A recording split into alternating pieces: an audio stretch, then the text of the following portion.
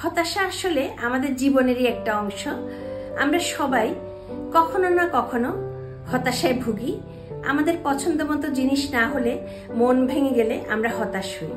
কিন্তু আমাদের মনে রাখতে হবে, হতাশ হওয়া মানেই কিন্তু শেষ না।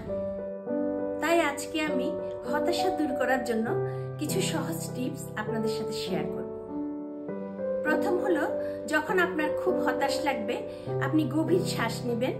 ডিপ ব্রিদিং করলে মন অনেক শান্ত হয়। দ্বিতীয় হলো, লিখে ফেলুন। যেটা নিয়ে আপনি ফ্রাস্ট্রেটেড হচ্ছেন, সেটা কাগজে লিখে ফেললে আপনার মন অনেক হালকা হবে। তৃতীয় হচ্ছে, শরীর চর্চা করুন নিয়মিত। শরীর চর্চা স্ট্রেস হরমোন কমিয়ে মুড ভালো করে দেয়। 4 নাম্বার হলো, গান শুনুন। প্রিয় গান শুনলে মনের অস্থিরতা কমে যায়। 5 নাম্বার হলো, শেয়ার করুন। বিশ্বাসযোগ্য কারোর সাথে মনের কথা শেয়ার করলে মন হালকা লাগে। 6 নাম্বার হলো, নিজেকে সময় দিন। সবকিছু সাথে সাথে সমাধান হয় না, সময়কে স্পেস দিন।